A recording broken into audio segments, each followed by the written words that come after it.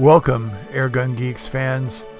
Today, Patrick and I are delighted to bring you a very special Airgun Geeks episode where we are joined by two personalities in the Airgun world from halfway across the planet.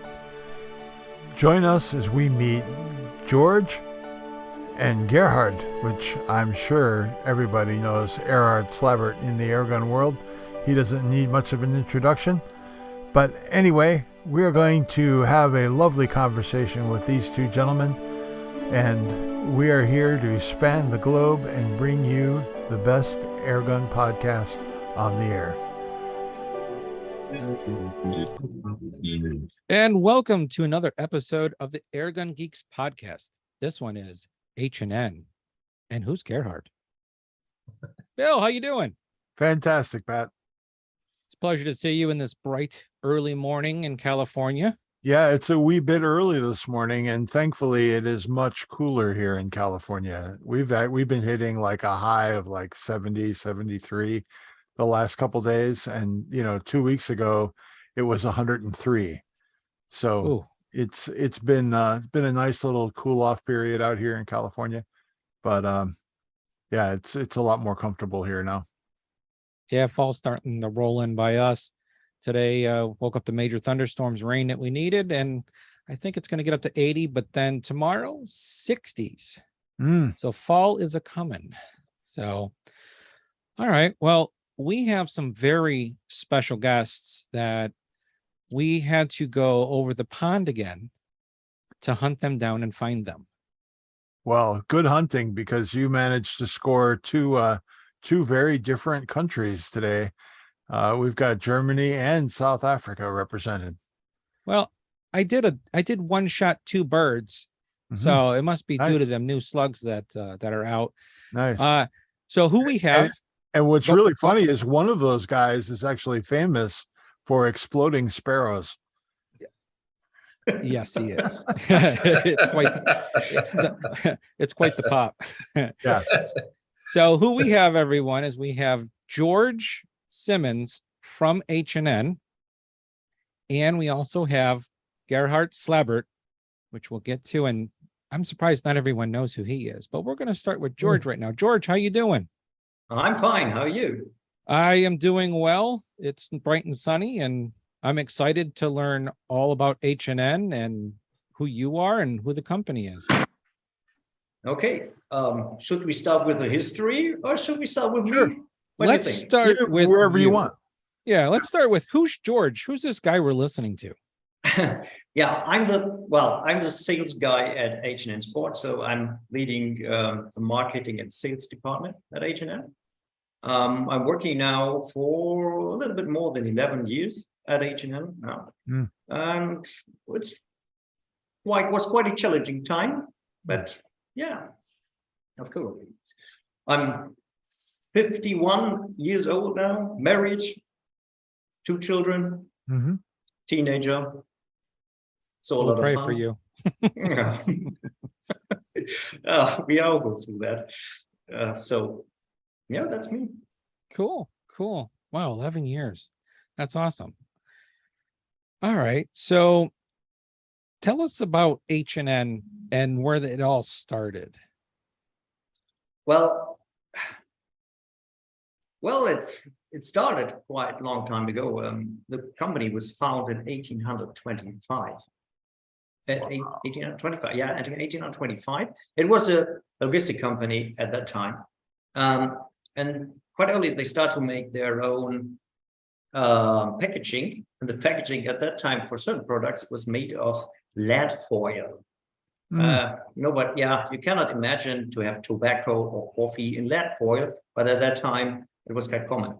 So in 1848, our owner had the idea to make lead shots, and that was basically the birth of H&N Sport part, so the ammunition part. So then in the late 1890s, they start to make bullets for target shooting, only lead bullets at that time, and then I think it was in the 1950s we start to make airgun pellets. I think one of the reason is that we were not allowed to do anything else after the Second World War. So airgun pellets was something Germans were allowed to do. So we started with that. So, and then again, we started to make bullets, muzzle loader, round bolts, and flat shot. That was, well, the 4 parts. So we're still part of another company. It was H&N, Händler Natermann, but they made everything around packaging. And in 2008, they decided to sell us because that's completely different businesses. And so we were sold to guys from Northern Germany. And well, they are owners now since then. So in 2013 was another major point that was moving the company from the old, very old premises from the 1900 or something like that into a completely new building. So the building was 2013. Yes, it was 2013. It was just an hall with nothing in there, and we built all the offices and the rest of the stuff we need to have to run a company there. So, but now it's now 9 years ago, 9 years, and again we need more space. Because that was the main reason in 2013 to move. It was everything was crammed in these old buildings, and we need more space. We basically doubled it, and now we need space again for machinery, for storage and stuff like that. So that's where we are now.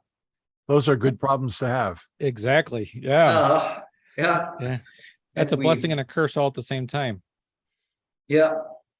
And the last 2 years were crazy. We had a lot of orders coming in from all around the world. So Corona time was not bad for us. I mean, and we were lucky that we had no Corona wave running through the company, so that we have to close the company because of that. So we were running really every day, and every day at H&M means we're working 24 hours, 6 days a week in the production. Wow, that's crazy. Yeah, I know here in the States, I've heard growth of like 400% or 500% for businesses, and it was just getting pellets. And then I did an episode on the whole pellet pandemic, we called it.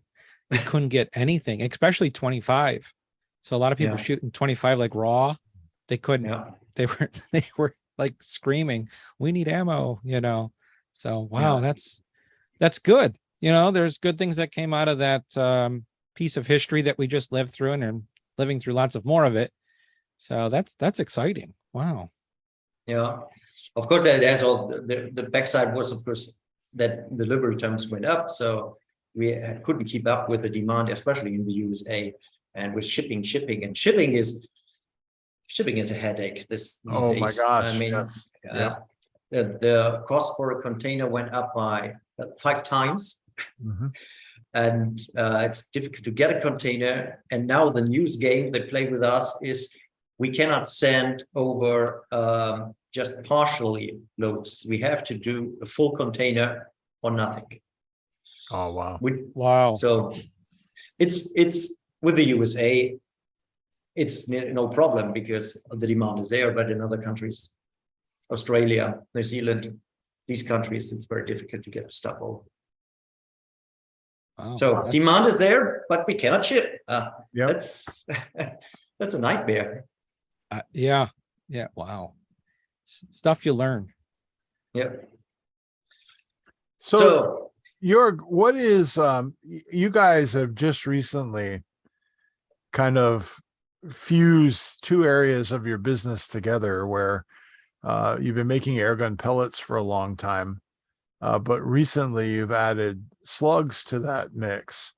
And that's kind of a mix between your bullet product and your airgun pellet product. Tell us, what was the process for developing a new slug at H&N, and as Gerhard has proven how effective those things turned out to be? What was the process like on your end to develop that product?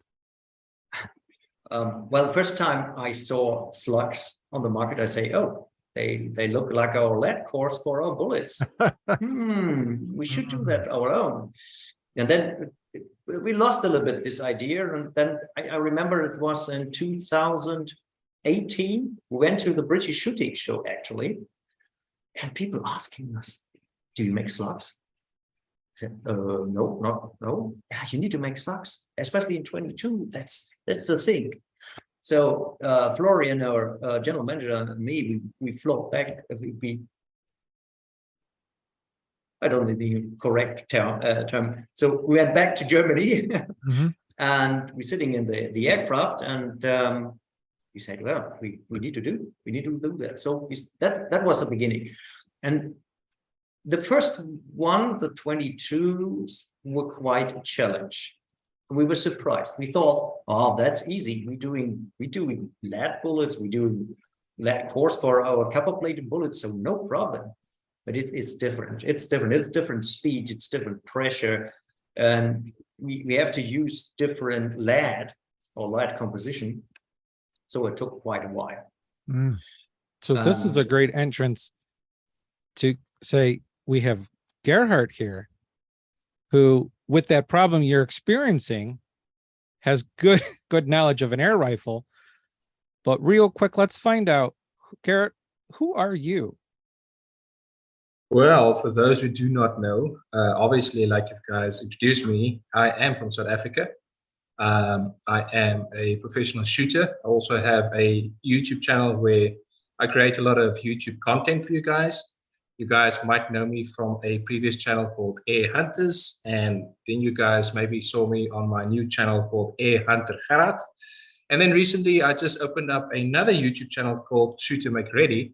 And those are pretty much my platforms that I work for on creating content for a lot of guys out there who like to see, high sense airgun hunting, would like to learn more about airgunning, and just following along on a great adventure, especially high action adventure, which I like a lot.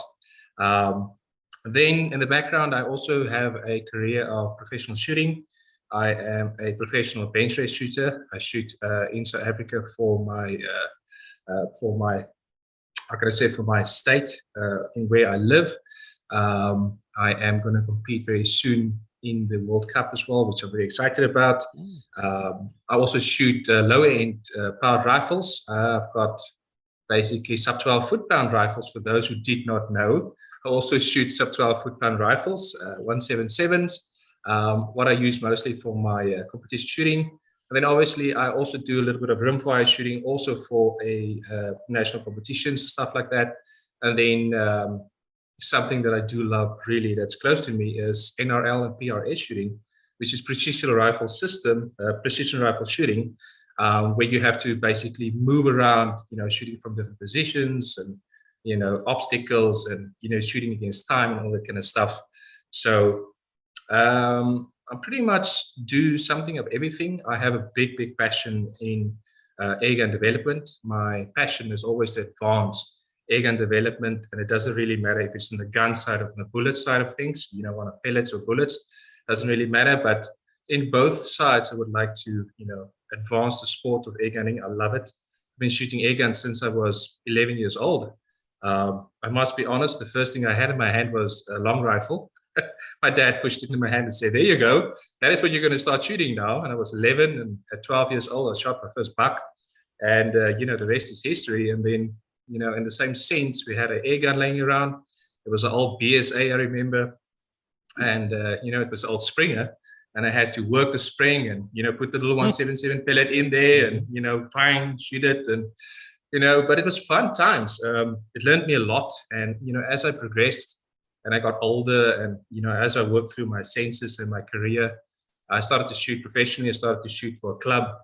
And this is where the little bug started to bite me, as you start shooting repetitively, it learns you a lot about the way to handle a gun, how to shoot it proper. You need to learn a lot about the bullet itself. If you shoot air guns, you need to learn about the pellet or the slug that you're shooting. So I started to really dial into ballistic side of things as well. And then as I progressed through the years, I managed to hook up with FX Airguns and started to work with them on some projects and stuff like that, and doing a lot of testing on certain of their stuff that they sent over to me, giving my feedback on certain products, certain guns. So I've learned a lot, and as we progress through the years, we all, especially in my sense of development and R&D and designing part of things, you learn a lot of new technology as the guns got better. Obviously, ballistics also fell into that same groove, and I started to do a lot of research on, barrels, bullets, and how they basically internal ballistics, external ballistics, internal ballistics, you all interact with each other. And in those three departments, I started to basically dive deep into, speak to a lot of professionals in the market out there, and just grow into this. And then eventually, I've saw H&N on the platforms for a very, very long time already, been following along. And then, it came down to the slug shooting part of things. And this is where I really got interested, and started to shoot H&N slugs. And I just got really attached to the good accuracy and quality I got from the slugs. It's a slug that I like, and not saying that any of the other slugs is bad out there, but this is I found a good rhythm in the brand. And like I said, it was a long time ago we started to speak about maybe getting together in the future, those kind of things, working together side by side. And when the time was right, I packed up my little suitcase and I came over to Germany. And how can they say, the rest was history. I started to join up with the team and just share my experiences. I shared my knowledge, and we started to work on projects together. Really exciting. And like I said, we just started to build and concentrate on airgun projectiles, and not just slugs in general, just slugs and pellets. We can always make products and what we've got better. And this is one of the big things that I, love, is to advance the sport, like I said previously. And, H&N gave me this wonderful opportunity to start working side by side, brainstorming, giving my ideas and my concept of air gunning, and, sharing it with them, and, obviously create newer products that, everybody can enjoy in the future to come. That's so awesome, Gerhard. I have one question that comes to mind. You said that you are a professional shooter in several disciplines. Who are your sponsors? Who's footing the bill for Gerhard to go out and play? Listen, that is a very bad topic to speak about, to be honest. I must be honest, in all the industries that I've been working along, and all the competitions I've been shooting, I was blessed enough to have FX, always sponsoring with guns and stuff, especially when I competed abroad in America. I love my FX guns. I like to shoot them. I know them very well. Like I said, I was part of that, a lot of the brainstorming and stuff like that. And it's one of the guns' favorites, it's like another arm, part of my body already, my impact. And I shoot these guns and stuff like that. And like I said, when I go abroad, FX has been always, in that sense, helping me out with my guns and stuff that I use. When I shoot, internationally for my own country, back to South Africa, it's more of an ace, my own thing. There, it is different. There, to be honest, to shoot into the professional side for, especially for our country back home, it's difficult to get sponsors. I'm just being honest. It's difficult to become a sportsman and, go into that sport nationally and compete, in between the states and inside my country, and then, fly out of my country and represent South Africa in another platform. It's difficult to get sponsors. It's mostly ourselves, eh? I basically have to fund myself. Okay. All the traveling, guns, and all that kind of stuff. That's all on me. So it's difficult, It's difficult, especially if you do it for a profession as well. Got it. Thank you. Yeah. Wow. I didn't know that. That makes it more impressive, that your dedication and all of that. And the one thing I want to say for those that are new and don't know who you are in your channel is the way you explain stuff, the way you don't cut after you shoot, you actually walk down, you say, this is what this is doing, whether it's good or bad. Yeah. The way you explain it in I'm a visual learner personally. And I'm like, Yeah. oh, well, how did he do that? And then explaining that, well, I have XYZ in my gun parts wise. I can't tell you about them. So you might get like results, but they could be a little different. Because air gunning has taken off so much that I've got caught up in it. I'm like, well, how are they doing that? How are they getting 1,040 feet per second? And I'm doing all this to my impact and it's not doing it. Yeah. And then I saw a shift with your channel and others where they're like, well, we have stuff in here that you guys don't have, but if it works out, it'll come out like the 800 mil barrel, parts inside, things like that. And I was like, I'm so glad that you guys did that personally. Yeah, you see, to be honest with you, it's been a trend that I've been following along, and it's actually, to be quite honest, on my side, in my YouTube channel and my career of displaying my hunting and my shooting capabilities, on video for people. First of all, it's obviously I like to give the hunting side of things to entertain the hunters out there. Like you say, splitting the sparrows up and high action stuff and running my high speed cameras and getting all the gear and everything. That's fun and it's entertainment.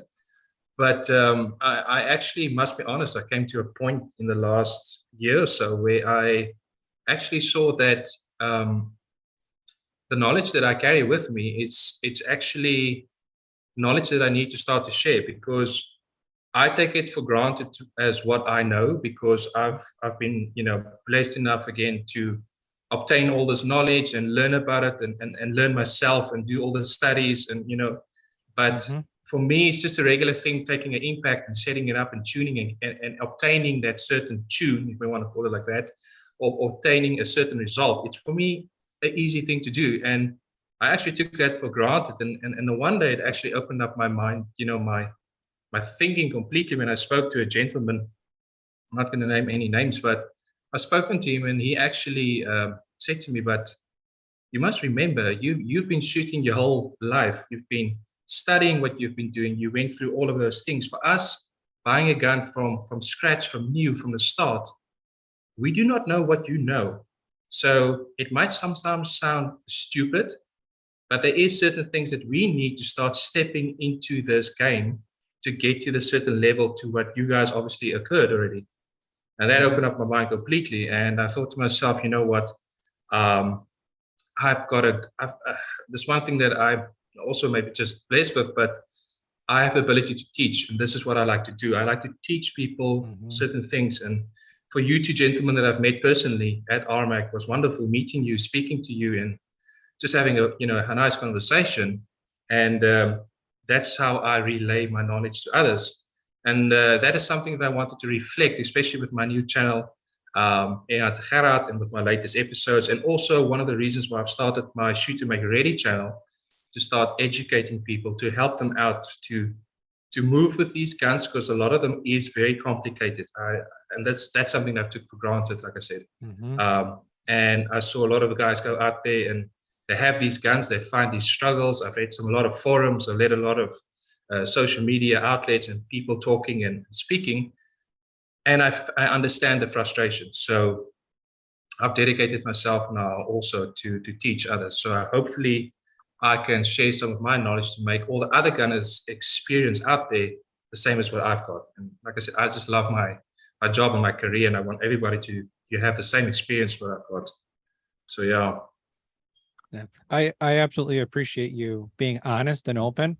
Yeah. And the reason I asked you these questions is because there's so many influencers on YouTube that it's like, well, who do you believe? There's all these angles, it's like opinions and this and that. And I hope, because, thankfully, this is heard in many, many countries, that when they do see you and you're holding H&N, whether it's pellets or these slugs that we're going to talk about soon, what you speak is truth and honesty, and not some marketing ploy to sell a product. Correct. Because one thing that we've talked about many times, Bill and I, is go to an airgun competition. I don't care where it's at. Definitely get to RMAC, even if you're not shooting, because you have to feel the culture. You have to meet the people. because seeing them on TV, YouTube, if you would, even this podcast, it's like, okay, it's great. It puts you in a direction, but is what they told me true? Is George trying to tell me something just so I buy H&N pellets or slugs? Is Gerhard just trying to tell me this to get money? Because, oh, he's a YouTuber and all this stuff, that talking to different influencers, yourself in person and George in person, it changes things. So that was one of the missions of the podcast, is to show the true side, the human side of us air gunners and manufacturers and influencers, that there's a lot of opinions, but there's those that really know what they're talking about, genuinely want to teach you.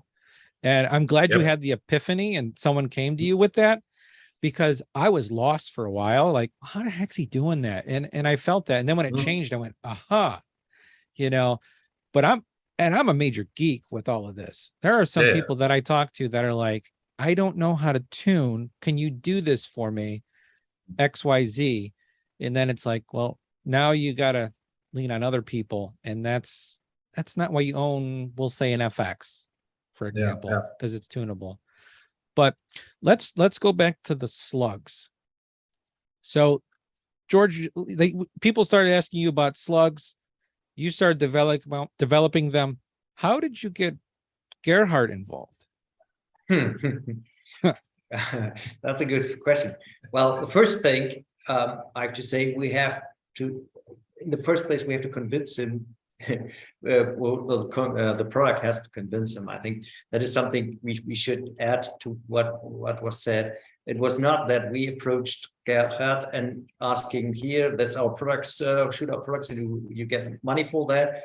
First of all, we had to convince him, and then we start talking to each other about the cooperation.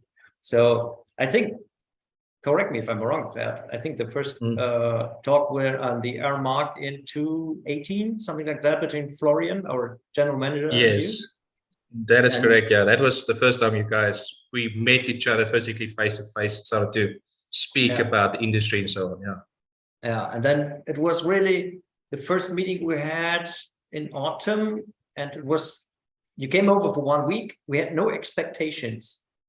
We have no we just said, and I know I didn't ask you, but for us it was like, oh, Gerhard, come on, let's see what we can do.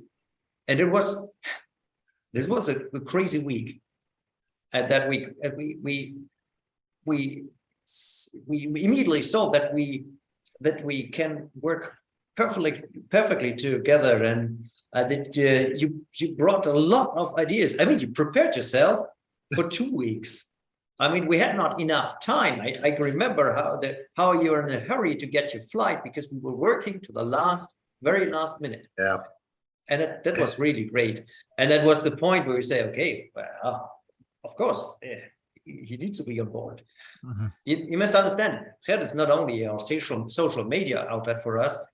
Gerhard is for us a consultant, and he helps us a lot with R&D, because in the environment in Germany is a bit difficult. We have silly gun laws here. We are only allowed to have guns up to 7.5 Joule, so you can use them for Olympic shooting, and you cannot hunt with air guns as well. So we need to have someone with a lot of experience to help us and to give us the right feedback, but also give us the right ideas, I would say.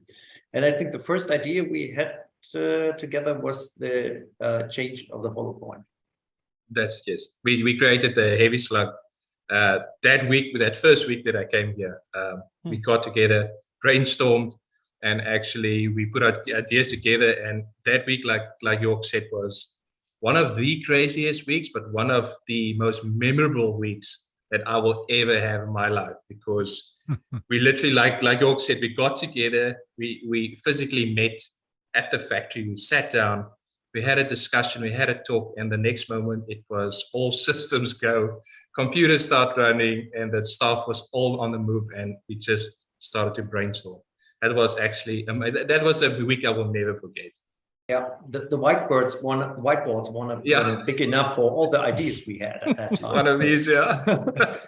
Wow. Yeah, that was really, that when the chemistry is there, and it's, well, it's still running. And you are here now the third time, I think. Yeah, I think it's about the third time now already. Yeah. So it's really, really great. Yeah, and I think we also met. We're now friends. Yeah, it's one thing getting together, and I work with some great companies out there. Some of the guys working and owning these companies is really fantastic, and some of them, is a little bit more difficult to work with. But in a sense, it's always nice to work with a company that's open and listen to what you say and taking your ideas to light. And it's nice for me to come into a environment where a lot of my skills and knowledge that I've got, that I can basically speak the right language to people that can speak that language back. And that's one thing that I picked up right off the bat once I've stepped foot here, is that because H&N has been industry for almost 100 years or 100 years plus. They know what they're doing. They know the knowledge, they know the backup, they know the basics, and it actually made my life easier to start brainstorming and doing some designs with them and working from there on. And like I said, it's just again, maybe I was lucky, getting to a position to have that perfect click with H&N, but yeah, it was just wonderful. And like I said, since I've started with them and worked our way through to where we're up to now, and looking into the future to come, I really am very excited about things to come still. So yeah, that's all I can tell you for now. Yeah, Oh, I just think about the last 2 days. Yeah.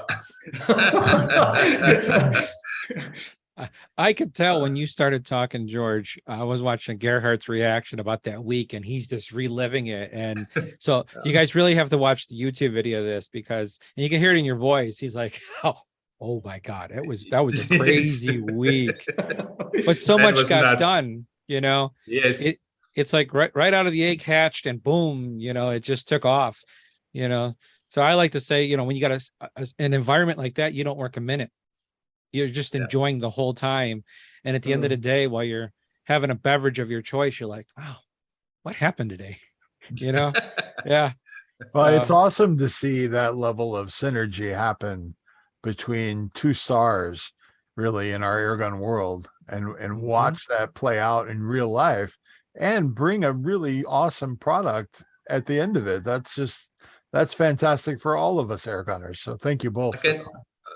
Pleasure. Listen, William, that just to rerun that first visit, it was, and York will back me up here, is literally like they had a schedule where everybody come to the company and they start their progress of working, and obviously they work 24 hours at a time, but certain people coming to the office that start off their times and slots here. I literally told them, listen, who comes past my area or my hotel the earliest? Can that person pick me up? And they're like, why? And like, I want to be there as early as possible. And I want to leave out that door pretty much at the last person going back home. And it was physically like that. No, it was crazy. He will refuse to have dinner together with us. We should work together. Yes. This time we changed that a bit. So you're staying till the weekend, so we have the chance at least to show you a bit of our area, which is quite nice. I've already booked out to come here, and I said to them, all right, guys, I'm going to come here. I'm going to spend a couple of days here. I've got this project that I need to finish off. And Saturday and Sunday, I want to go in, I'm going to work. And then they said, no, not again. You've done that already with us. Not again. Yeah, this weekend, no work. There are certain sensibilities in the German labor market that it probably drove or George to great lengths to try to stay legal and sane. Yeah. But this time we prepared ourselves. We had our own a list of things we want to do. Hmm. Last time we were not prepared for you. So- No, I'm pretty That's sure. awesome. I'm pretty sure the last day when I walked out of the factory, they went like, "Oh, finally, we can take a break now." we yeah. closed the facility for 2 days. Hey, That's- if you're passionate about something, I promise you, I will Yeah. work 24 hours day and night as well. Believe me. Yeah, and then, well, we of course we blocked a lot of time for working. We blocked time in the production, so we can do prototyping. We can do the first batches of new products and go out to the shooting range, shoot them, come back, give feedback, change things, and do it again. And that is something that usually takes a long time. But now in this environment we have here, in the week we can do a lot, and that's really great. I mean, yes, we're tired, but it's worth it. Yeah, this is usually where I say is when you put that kind of time and dedication down to a project, and we do run a lot of projects and development and stuff, but if you run it together and you put that amount of effort in, then you usually see it in the end results, especially when the end consumer, like you guys out there, will see it and physically shoot it. Then you will see basically, it's nice to have the reaction back then, to see happy guys, on the channel reporting and say, hey, we've tried what you made and you guys are awesome, they're shooting well. Or even at RMAC, people coming up and say, hey, we've tried that was great stuff. And that is the kind of thing that makes me happy. It's making all those nights and those long hours so worth it in the end of the day. There's nothing better in the Monday morning when it's gray and rainy and you open your email and you discuss an email from an end user from somewhere in the world saying, I just want to contact you to tell you how great your products are. Oh, that's nice. Then you can start the week. Good stuff. Yeah, that's pretty cool. So my next question, George, next question is for you. When I was a boy growing up with my Crossman 760 Power Master running around the woods of Connecticut, I basically had 2 pellets I could choose, and I hated BBs because I could never hit anything with a BB. So I had 2 choices for pellets. I had either Daisy or Crossman, because that's what was for sale in my market. And to me, getting the catalog of H&N pellets was a real eye-opener when I saw this enormous array of projectile tools that I could use. And I'm like, oh my God, I could do anything with this many pellets. And as I was going through, I was watching your video that you did with Steve at AEAC. And I got to wondering, what is the most produced pellet at H&N? Of all the ones you make, which one stands out like this is the one that really carries the torch and sells an enormous amount of pellets? Which one is that? You would be surprised. I mean, from the sheer number of pellets, it's the budgetary pellet Equal, because it's even used for 10-meter shooting Olympic airgun and air pistol shooting. Okay. For the training of younger people, or let's say in the countries which cannot afford the more expensive pellets for the training part. So it's really selling, and some kind of selling like hell. We can send for India, we can send containers just of this pellet. Oh, wow. And the next one is also the wad cutters we use for Olympic shooting, but we have got, it's just basically the same pellet, but it's 3 different quality levels, like the sport, match, and finale match. It's the same pellet, but we decide after the production on the shooting results what kind of quality level it will be. So I think these 2 are still the biggest.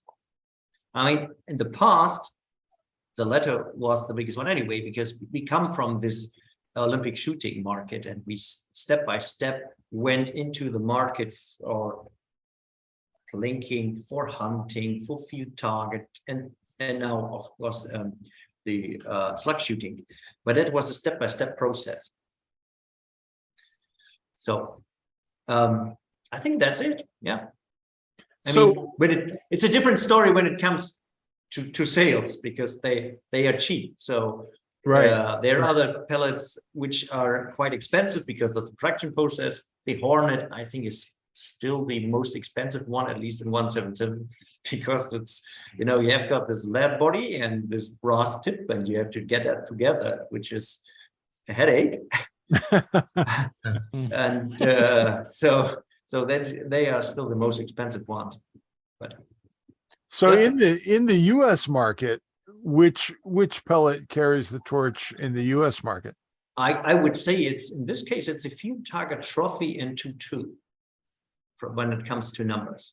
Wow. Because I got to tell you, I have found the field target in 177 to shoot exceptionally well in a few, especially my German guns. Yeah. My German guns absolutely love that pellet and shoot it very well. My RWS and my Weirau both love that pellet. Yeah, at the time when we developed this pellet, we only used German-made test weapons. Mm-hmm. So by chance, of course, we designed this pellet exactly for Weirau and for Diana, and the others in Germany or Steyrs in Austria. So, and that changed. I mean, now when you look at our test range and looking at the weapons we have, they're from all over the world. It's huge. Yeah. But I think that's the 22 field target trophy. Yeah. It's a standard pellet, a standard dome head. It's not the fancy ones which are selling the best. It's the standard ones. And it's very, very, very versatile. I think that makes it. Well, I think a lot of people go through the same progression that I do. I mean, I've got a whole box, and I mean, it's a large box of pellets and lots of different pellets. And whenever I do the pellet cull, when I'm trying to figure out what that particular gun likes, and I'm getting rid of the ones that gun doesn't like, a lot of the more esoteric designs of pellet just they never work out. But those more traditional designs that have been proven over and over again rise to the top, and that's what you end up using, and that's what you end up buying. So I get it. Yeah, and sometimes you just have to think about what is the purpose of a pellet. And let's talk about our Craw Magnum, for example, which has a big hollow point, more like a parachute. And when you cannot fire it up to 50 yards accurately, but it's a close range hunting pest control pellet, and then it's good for that. When you're sitting in a barn and shooting rats, that's the right pellet to use for. But don't do any target shooting beyond 50 yards. It's completely senseless. No. I'll vouch for that. I have a varmint business, and it's always about what's your purpose. So I tell people air guns are like shotguns. What ammo are you going to put in it? If I want to reach out, I'm generally going for a domed, but anything close, I'm always doing like what you just said, anything with a hollow point or close, low power, you know? Yep. So then the new big target is iguanas here in Florida.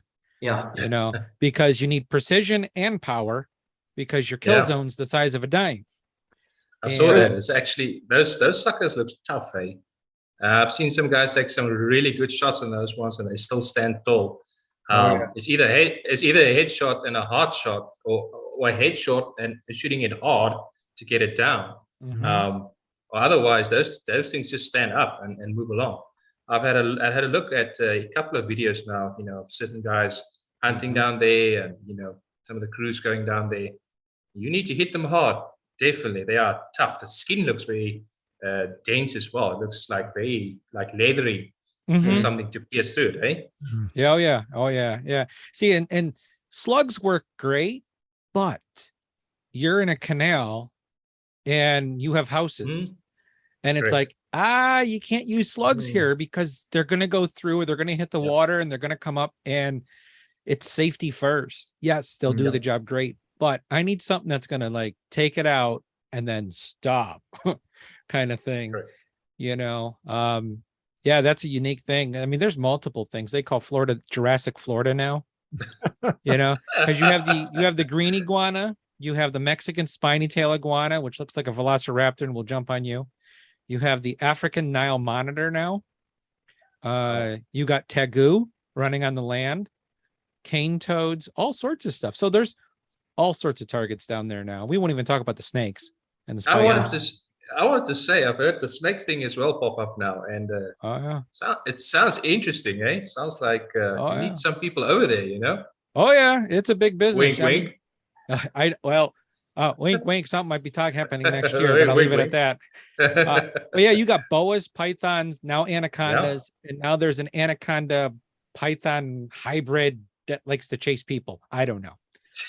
And there's pigs that are there, so you have that target.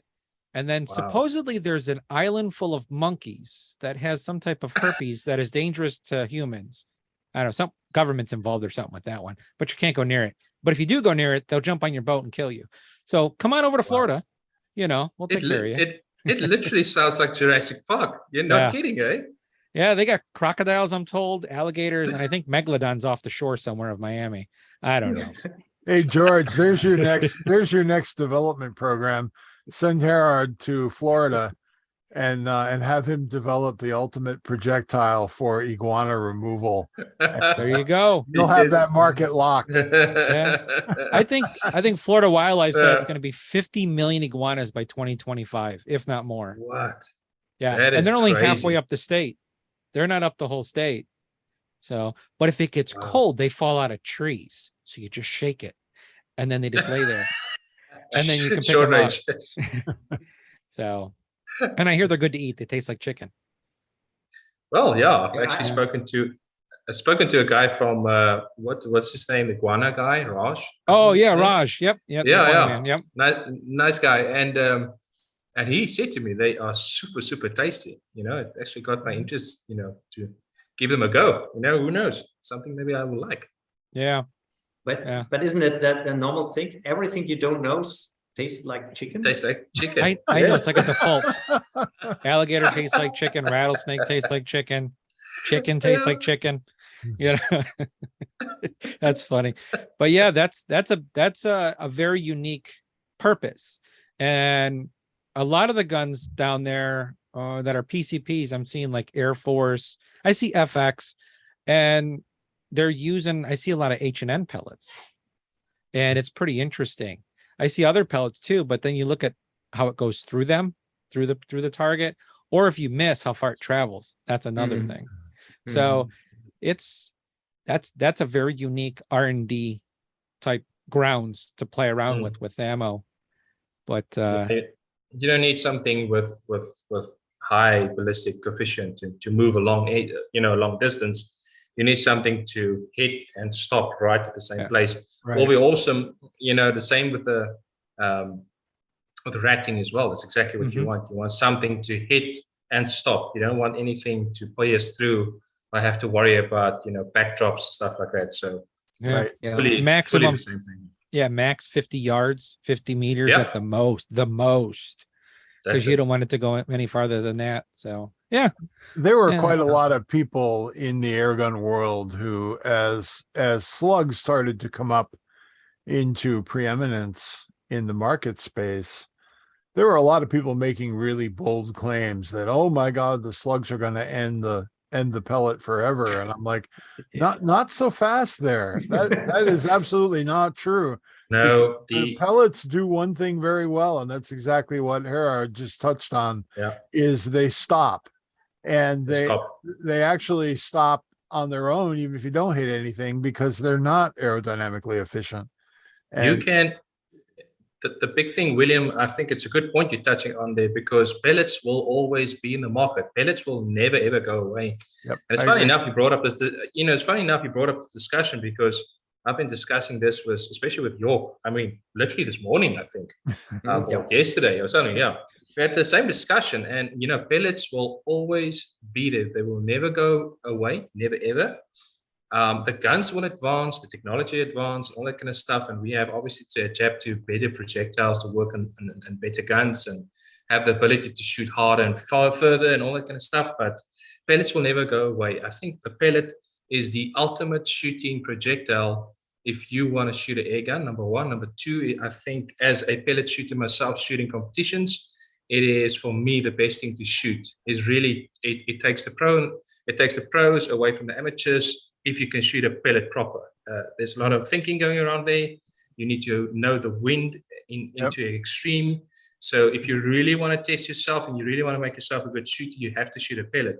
That is my opinion. And like I said, pellets will never go away. I will always shoot. And this is the thing. It will always be the ultimate battle to shoot a pellet on a target, especially in target shooting. So that will always be there. And plus, like we discussed, if you want to have something not to be able to travel that long distance and to stop very quickly in short order hunting around you, that will always be there. That will be my number one choice as well. Mm-hmm. Agreed. And think about all the break barrel air rifles which are around. It's very difficult to shoot slugs because usually when you try to put them inside, they will stick out anyway. So you cannot really properly shoot slugs with all these break barrels. This is the basic air gun around the world still. Yep. Very true. I agree. I have one rifle that shoots slugs. Happens to shoot H&N slugs, but it shoots slugs. Everything else that I have is specific minded and shoots pellets. Period. Yeah. You see, a pellet is much easier to shoot into a barrel. I mean, we have to face facts and we have to go back to to the roots. And why do we call it a pellet gun? Because the gun has been developed to shoot pellets. So most of your guns out there, the majority guns out there, has been built around a pellet. So pellets will be always be there. This is the one of the projectiles a pellet gun will always shoot. Do I think that pellets is going to keep up? No. Slugs and guns advance, and obviously we're going to shoot them harder, faster, further with better accuracy as technology goes on. But again, like I said, do they ever go away? Will they ever go? No. They will always be there and they will always be shot. There's a place for it in this, I will say, in this Airgun world. Pellets will always stay in there. They will never go away.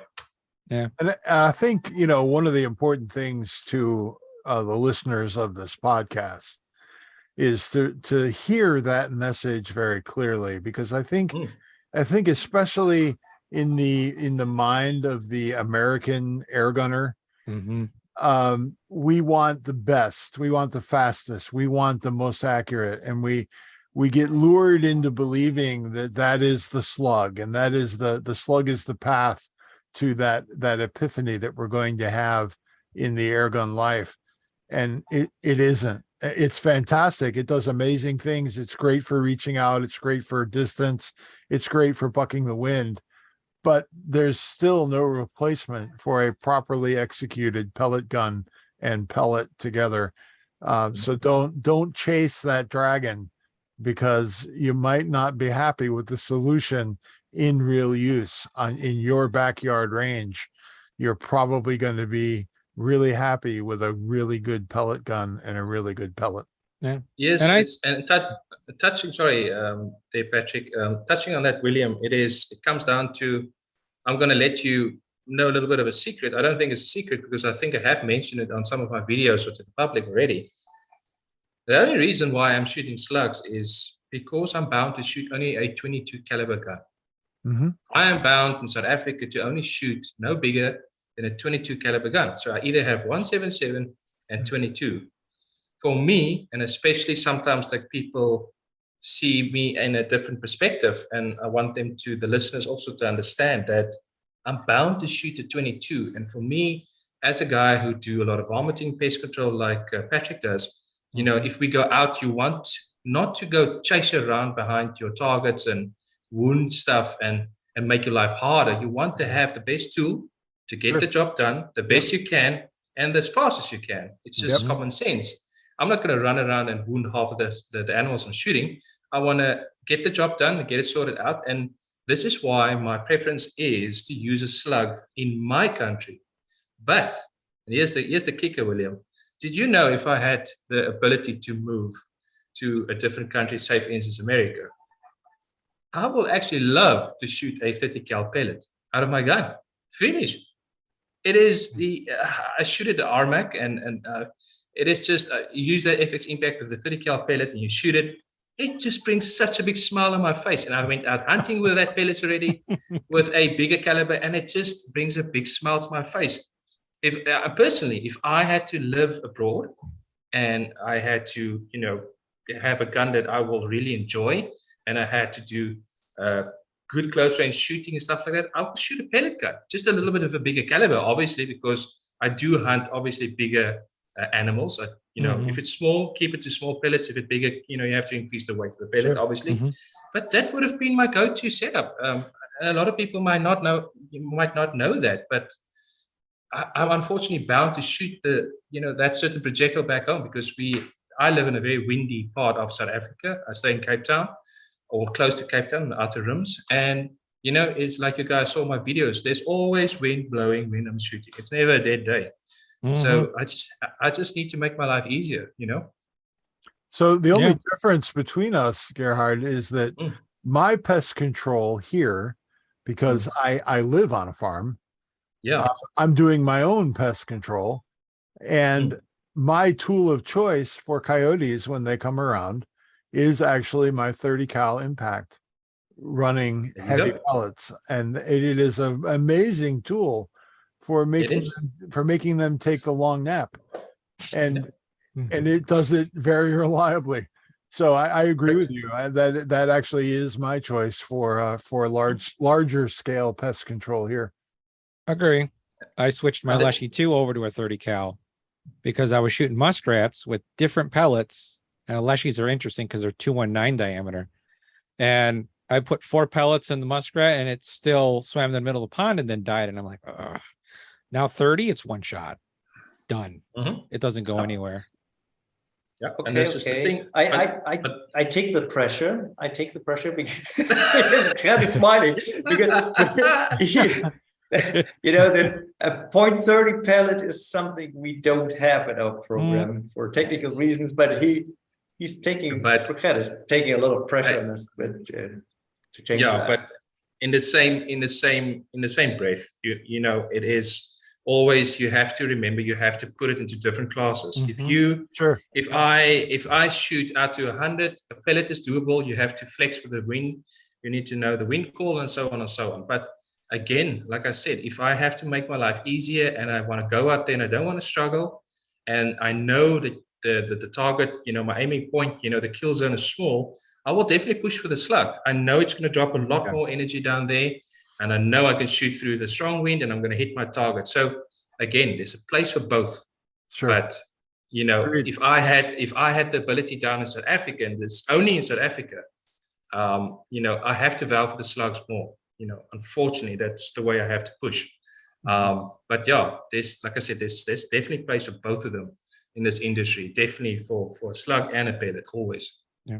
Anytime I talk to someone, I'm like, what's your purpose? Because you're not going to try and go fishing with a stick, necessarily. You need the right tool to do what you want to do.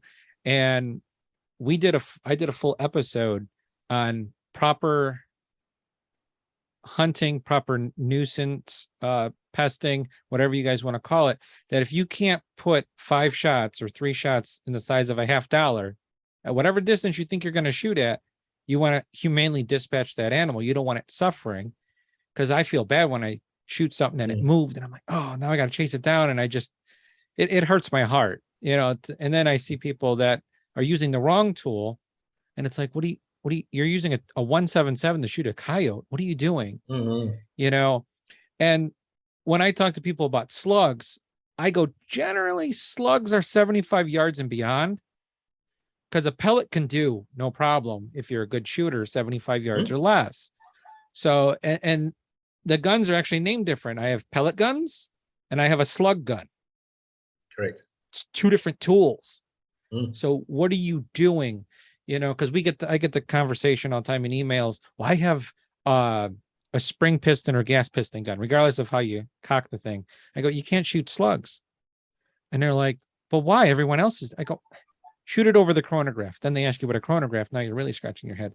You really need to have one of those because, you know, that's why it's not accurate. That's why it's not doing what you want it to do. That gun can only create so much energy. You need a gun that you can power up, give it more power because it's got more surface area. Then you start getting real technical. They're like, what are you talking about? I go, just don't shoot it. You know, go to this and then do your groups.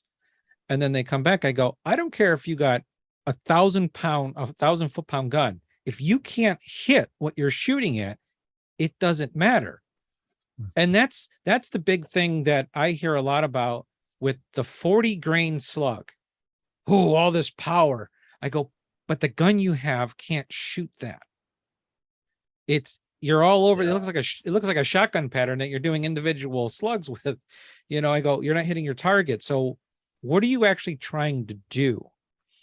And that's always been the talk. I think it's a big misconception between weight for slugs, and it's actually a good, good that you mention it, because people say, for instance, you've been shooting a 34 grain slug or a 36 grain slug, okay, and you've been shooting it at a decent speed. I always vow to keep speeds anything between 900 and 1,000 feet per second. That's your choice. That's going to be the happy place where it's happy, to fly through the air. You shoot that 34 grain slug at 950 feet per second. You shoot out to 200 yards with that slug. It's good. It's great. Okay. Now, that same guy goes and he go buy a 40 grain slug and he goes stick it into that gun. And he shoots it. And it's exactly what you just said. That guy says, oh, now I'm shooting a 40 grain slug. And now that animal will die even better. Or now that animal will, drop quicker. Mm-hmm. Mm-hmm. Wrong. That is the most negative thing out there, or the wrongest thing that people can think about, because that's not what's going to happen. If you go look and people look into ballistic testing that I've done a lot of ballistic testing in my time already. And I promise you, if you go shoot the ballistics and you go check it out, between that 34 and that 40, there's not a lot of difference. Where the 40s and the heavier slugs is going to benefit you is wind again. And you have to shoot the 40 at a decent speed to achieve a better BC and to achieve the ability to buck the wind better. But just to ramp up a bigger slug, push it into your gun and go shoot it, there's no benefit. No benefit at all. Yeah, thank you for saying that. Yeah, and you make it pretty, apparent in your videos. The American mindset, and I talk a lot about that because it's all about power. No, can you hit your target? Exactly. I don't care if it's a 21 grain. If you could still hit the bird at 140 yards, the bird still dies. Especially if you're doing headshots. And that's another thing about the videos is people have been saying heavier helps buck the wind. And that's the same thing with a pellet. Assuming your gun likes that pellet, that's another thing I have to say. Mm-hmm. You got to find, you and I can have the same gun. Mine likes this one, yours likes this one. They hit the target. I don't care what you used, I like to actually, as also something that touched base on, I recently had a discussion with York about that, is people also have the misconception about expansion in a slug. Mm-hmm. Here's the funny part. If you say, for instance, you shoot a 30 grain slug and you shoot that slug at 1,000 feet per second and you hit a target, okay, it's going to expand maybe to, say, for instance, as a maximum of 1 inch, just for example now, for 1 inch, okay? But if you shoot that slug at 900 feet per second, which is slower, now that expansion goes to almost 2 inches. Just example. And now the people say to me, but that's impossible. You're shooting slower. How can the slug expand wider? But this is the thing which people don't know sometimes is sometimes people try to push these slugs too fast as well. You need to give it time to penetrate the target and give it time to expand before it exits or before it gets to the end of the expansion. If you shoot a big projectile too fast, it's not going to have time to expand. It's going to just pass through. So sometimes, and if you go listen to some of my videos, you will find that sometimes if I shoot a 30 grain slug over a 40 grain slug, that the 30 grain has a louder pop to it. You know that smack that you guys hear? You know why? It's because the balance between the speed and the expansion is perfect. I will vow a lot of the air gunners out there to go try it. Try to dial down the power a little bit more. You will maybe find that the expansion gets better. So just a little bit of a guidance and a trick for the guys out there. Faster is not always better. Please, this is one of the things I can teach you. Faster is not better. It is not true. I really wish a large pellet company would get into some research there. Looking at you, George, to understand the propagation of expansion through tissue as a function of shockwave propagation, because I believe that's what you're touching on, Gerhard. Is the propagation of that shockwave and how much of that energy actually gets reflected back into the nose of that projectile, causing it to expand. And if you're not in the sweet spot for that event to happen, you could be flying right through. And I think that's why in America, the 9mm got such a bad reputation, because I don't think we were using the best bullet designs or the best speed for that, when it's the rest of the world has proven it's quite effective at doing its job.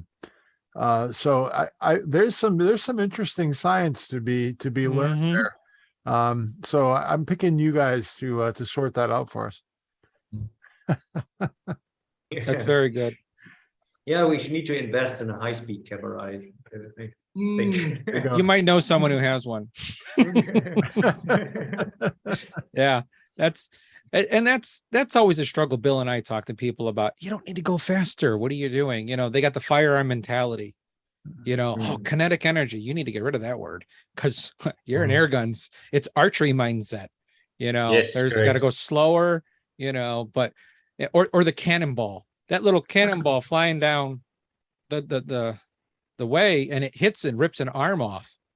It's got a lot of energy in it. I mean, Civil War type thing. Is where I tell people, go watch when a cannonball's going down the battlefield, and they're like, oh, look, it's moving, and then there goes the arm. There's a lot of energy in that, and it's not going that fast. Yep, that's great. So 100%. It's a fun conversation. And I think it's also, we're not even touching base of moving into transonic zones and supersonic and stuff like that, because also something that people are getting wrong. They trying to shoot the things too fast, moving into that bad zone, going to subsonic, transonic zone. We don't want to be there.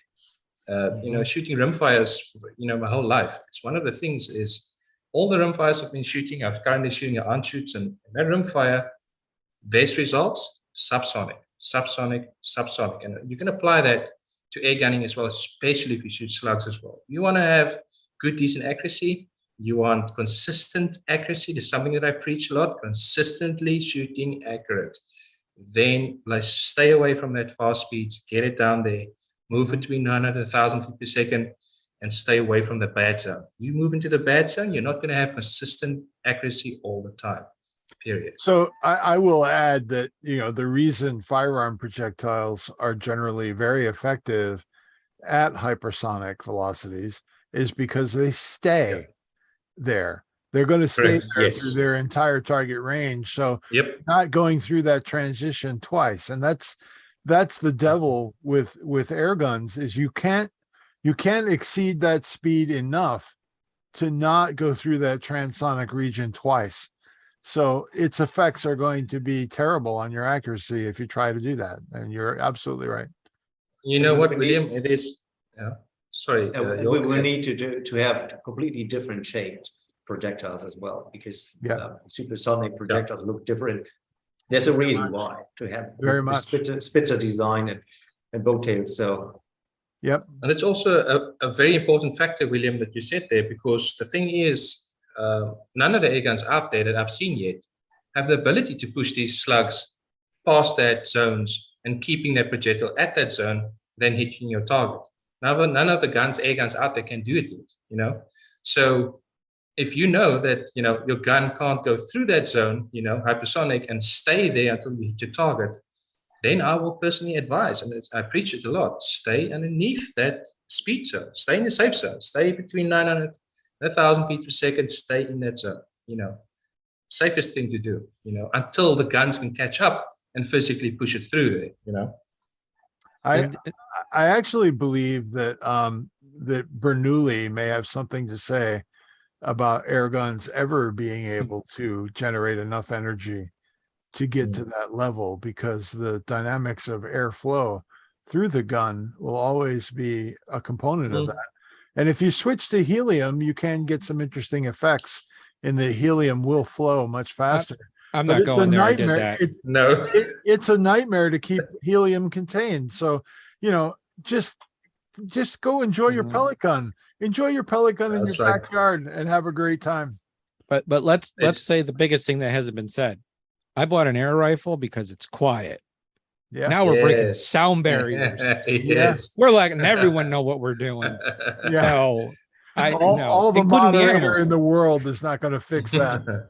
Nope. Listen, the last couple of months I've been experimenting a lot with barrel harmonics and stuff like that. I did a lot of testing. I'm using a lot of muzzle brakes and stuff that I'm trying onto my guns and stuff like that. Tuners I've used a lot. Sometimes they make a difference and sometimes they don't. And, in my experience, I always find myself coming back to the standard free floating barrel systems, always coming back to the same old school setups, free float. That's my preference of shooting.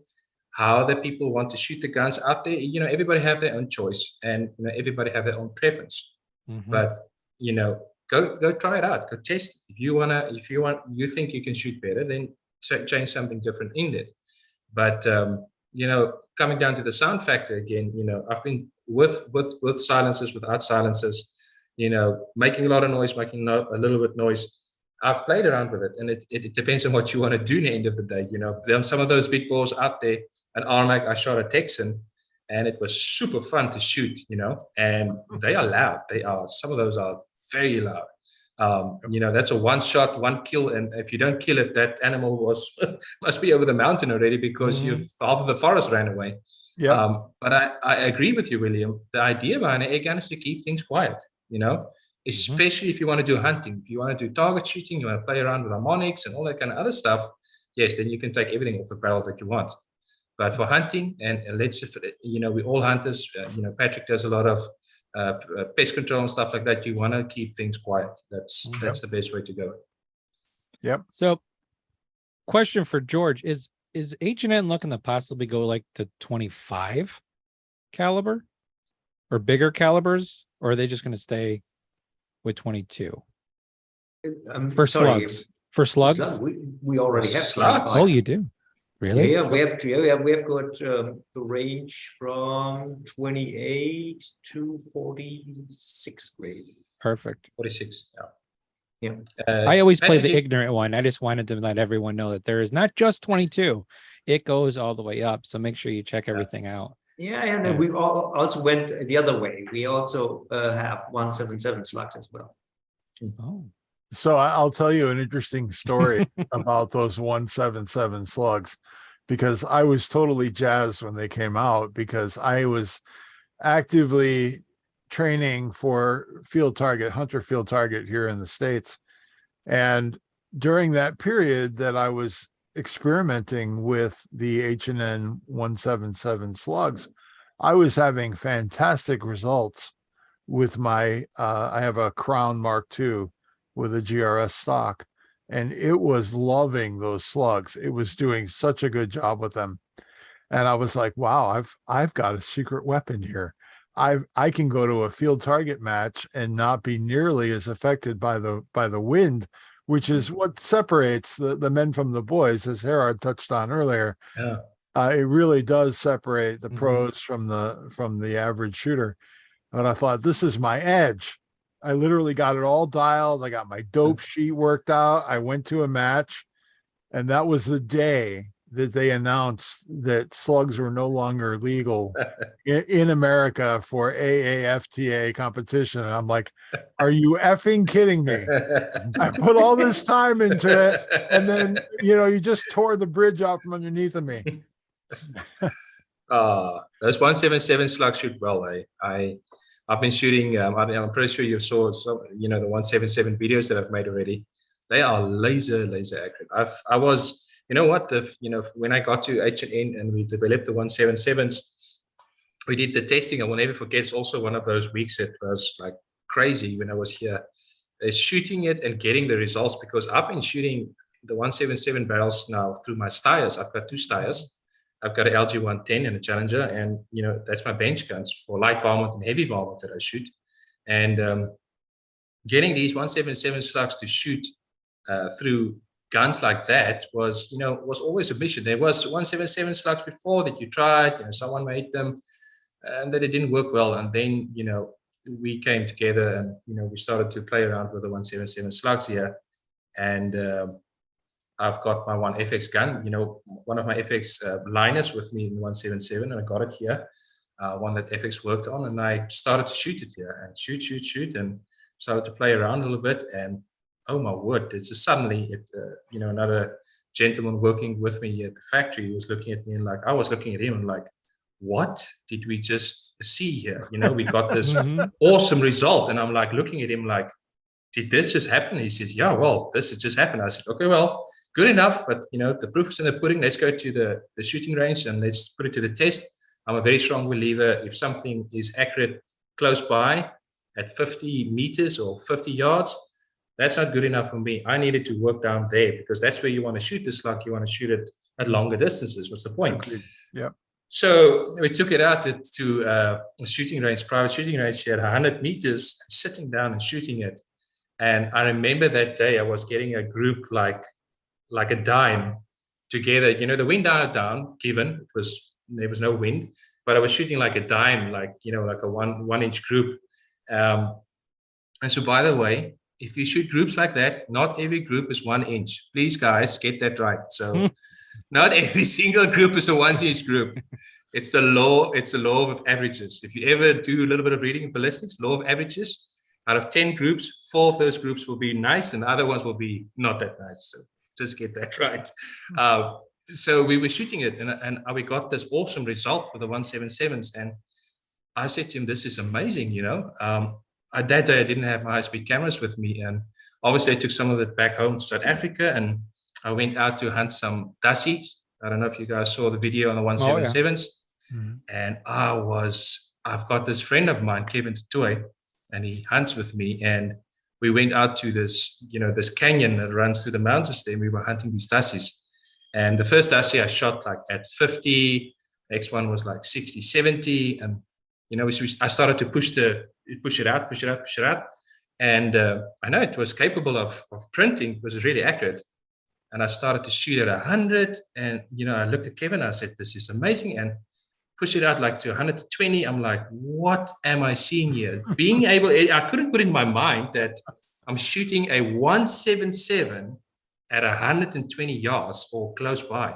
And I said to me, it's absolutely amazing to see a small little projectile like that fly such a long way and still be able to drop that animal right in its tracks there, stone cold. It was also one of my best hunting adventures out there, and experience, because I'm used to shooting only 22s for hunting, and being able to shoot a 177, especially with that at such a long distance, was crazy. Plus, working out the BC factor on it, looking at the BC factor and compare it to a 22 caliber slug that's close to your 25 range, 27 grain, 25, 27 grain slugs, and seeing that 177 can keep up in BC factor with that big slug and that weight was amazing. I could not believe that. Yeah, that's definitely. Wow. If you had told someone 10 years ago that you were shooting 177 over 100 yards with lethal energy levels, they would have looked at you like you had lobsters crawling out of your ears. And now, now it's just like, that's just what it does. And And you know, big thanks to George and H&N and Gerhard for making that possible for us here in the Airgun world. That's Thanks awesome. for starting another addiction. Yeah. Now I got to play with that. Oh boy. And the retailers say thanks for us storing another product from Another H&M. SKU. We got to fill the container. We got to fill the Yes. container. We got to put something there. Well, that's exciting news. That's one thing with slugs, of course, because you need to have more choices. And you cannot say there's one slug in 22, it has this diameter and this weight. Now you have to offer choices because that is much more complicated to find the right projectile for this kind of shooting. So that's the reason why this range is so broad. And except the 177, we offer 2 different diameters, and in 177, 3 different weights, and in the other classes, I think, correct me if I'm wrong, 9 and 10 different weights in 22 and 25. 22, yeah. And you need to do that because every gun is different, and slug shooting, pellet is more forgiving. I mean, you just stick it into a gun and you get a decent result, usually without a big problem. But with slugs, it's more tuning. It's a whole new world. To put that in perspective for our Airgun listeners on this podcast, I have to point this out because I've worked in the corporate world for a long time, and the burden that additional SKU numbers, which is each individual product that you are putting out in the marketplace, the burden of each SKU number, each unique item, has a cumulative effect on the organization that's making them. So the more SKUs you have, the more burden there is on your organization. You know, the ideal company would be a company that makes one of something and it's very successful, and all of their profit and all of their income goes to just getting the word out about that one product. When you give a guy like George, you know, okay, George, here's 27 products, and each one of them has 8 permutations of it. Deal with it. You know, sell this. That is a real challenge from a marketing standpoint. It's a challenge from a paperwork, logistics, and manufacturing aspect as well. So kudos to HN for doing what they do so well. Agree. Thank you. I mean, that the thing is that the next thing you have to do, you have to talk to your distributors and convince them about that. Not all distributors have the in-deep knowledge about airguns. Some have no knowledge at all.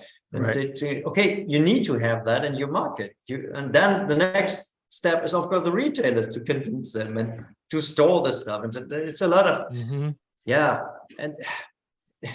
it's not that easy. I can understand that from their point of view. But one thing I applaud George H&N for doing is having great sample packs available to the shooter, because the shooter, at the end of the day, the shooter is going to drive market demand. Market demand doesn't get driven by distributors or manufacturers. It's really the accessibility to the shooter that ends up reaching back into that machine to get what they need. And the sample packs that H&N offers are freaking amazing, and I use them to great effect. Both the slug one I got at RMAC, thank you very much to everyone for handing those out, but also the ones you guys make for field target pellets is absolutely astonishing in that you've got a lot of possibilities there for finding the pellet, that Excalibur pellet, right? Like pulling the sword from the stone, you're like, you put that pellet in and you get really tight groups. You're like, okay, I'm all done. So that really helps us air gunners out when we're trying to call, rather than having to go buy 500 of each thing only to find out they don't work and they're not successful. So kudos to you guys for that too. I agree. Yeah, just think about buying 5 tints instead of the sampler. The investment is huge, and then hopefully at least one of them is working. So the other 4, what are you doing with that?